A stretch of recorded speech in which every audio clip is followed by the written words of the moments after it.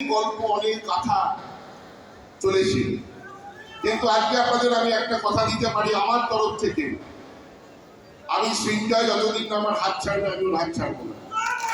আমরা দুজনে একসাথে চেষ্টা করবো মোহনবাগানকে আরো এগিয়ে নিয়ে যেতে। আপনাদের সাহায্য ছাড়া যেটা সম্ভবপর নয়, আপনারা সাহায্য করবেন। এবং যার কথা না বলে আমি শেষ করতে পারবো না, তার নাম হচ্ছে শ্রীমতী মমতা বন্দ্যোপাধ্যায়। তিনি যেভাবে আমাদের পাশে থাকেন সর্বক্ষেত্রে, তার জন্য তাকে আন্তরিক ধন্যবাদ জানাচ্ছি।